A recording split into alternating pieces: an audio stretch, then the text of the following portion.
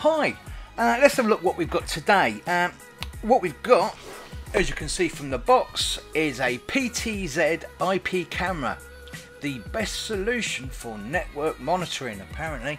It has a remote internet mobile viewing and recording, hardened outdoor waterproof enclosure, IR cutoff filter for true colour images, IR LEDs for night vision up to 40 feet, motion detection, email and FTP alarm, and pan up to 355 degrees and tilt up to 90 degrees. Wireless connectivity that supports WEP, WPA and WPA2. It says what it's got here, that it's ISO 9001. No, it's not. CE, I doubt it very much whether it's been through the European certification process. As this is a Chinese product, I suspect that's the normal Chinese export. FC certified, probably not. An ROHS, very unlikely. Anything else on the box? Got a picture, well, a drawing I should say. Tells you the same things about everything that's on the side: waterproof, pan tilt, night vision, wireless WPA2 encryption and motion detection. And on the other side, pretty little else really. The bullshit that says what certification it has. It looks like one box fix all, purely by the fact that there's loads of pictures that says if you go through your switch and you go through your router, then you can get on the internet. Well, yes, you can get on the internet, as long as the internet for you is China, basically. You don't have to go to China. You can use things like Blue Iris. It does hook up to that. I've done that myself with my other one. But anyway, let's have a look and see what you actually get for your money.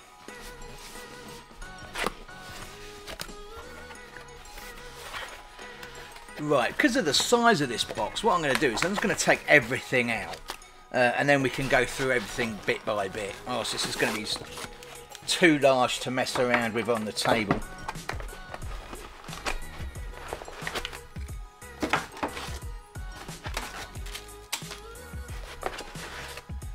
Right, so let's just get rid of this box, just throw it arbitrarily across the room. Right, okay, what we got first is we have a user guide. It says the Sricam Outdoor IP Camera Quick User Guide. Let's have a look what they say in this. Well, it gives you a list of what their products are. I do note that it's got the SP014, the SP007 and the SP008. This particular model is the SP015. It's not on here, but essentially it does the same anyway. It gives you a little bit telling you how to connect the camera to the network, and how to connect the power to the back as well. And as you can see there, plug into your router. Well, you don't have to realistically once it's been set up, because you can do it by Wi-Fi, although personally I don't use the Wi-Fi on it. You can register, well, correction, you've got the QR codes there to go to either Google Play, Sricam or the App Store. That'll get you the app. The app's not dreadful, I've got to be honest. It's not the best in the world. I have used it, but you know, if you've got nothing else, it does all right. I don't see any warranty information on this, so I doubt it very much that there is a warranty.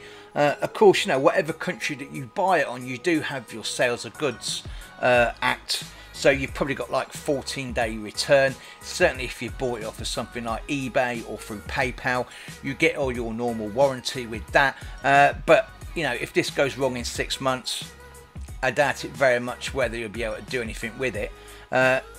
Strangely enough, Shenzhen, doesn't everything come from Shenzhen these days? But that's the bit of paper you get with it. What you get in the box, moving to the easiest thing first, you get a UK power supply. Of course, if you buy it from somewhere else, it may not be a UK one. 12 volt, 1 amp wall wart. You get a Ethernet cable, looks about a metre long, probably not the top quality, it does feel quite flimsy, but it'll do the job. You've got a packet of 4 fixings, so 4 screws, 4 wall plugs. They look at about maybe a 6mm drill bit. Surprise, surprise, Wi-Fi aerial. Again, I personally don't use Wi-Fi. If you're having it outside, I would suggest you connect this to the camera, purely by the fact is you don't want water running into your Wi-Fi aerial socket, so connect it up even if you don't use it. And finally, we have the camera itself. This is a funny thing. The reason it's a funny thing is because this is kind of like a standard chassis. You can get a very similar camera from Foscam, I think they do one. KK Moon, I think they do one as well. I'm sure there's going to be others, but this is kind of like a generic chassis that a lot of people have used for their outside camera of this range. Now, I don't know about the internals. I've already got one of these, strangely enough, and I've opened it up because some people say, this camera has an SD card slot, and to get in it you've got to open it up and there'll be USB card slot. I can confirm this one definitely does not have an SD card slot, but some of them that I've seen online, they do. So and certainly the circuit board in this is actually different from the PCB that I've got for the other one, and they were bought relatively close together. So I don't know whether they've cheaped out or they've decided to change which version of the circuit board it is. I really need to fire this up and see what the firmware is. As you can see, it's got a plastic cover over the lens. Let's have a look. You've got what's that? 1, 2, 3, 4, I think. Yeah, you've got 20 IR LEDs for night vision. This is actually a 1080p camera. It also does 720, so it's not bad. I've got to be honest, it really isn't. Probably the only thing that really lets this down is the software itself. The software, it's not great, but you can use something like Sricam, not Sricam. You can use Blue Iris. I think I Spy also can talk to this device as well. It's certainly got the settings for it. I've not tried it with I Spy. I have tried it with Blue Iris, so it does work. So you can probably get this to go through to most things. At the end of the cable, you do get a reasonably length of cable. Bearing in mind, which it kind of does annoy me, they make these things, and look at the size of the end that they've put on that. You couldn't put that through your wall, in all honesty. You really couldn't.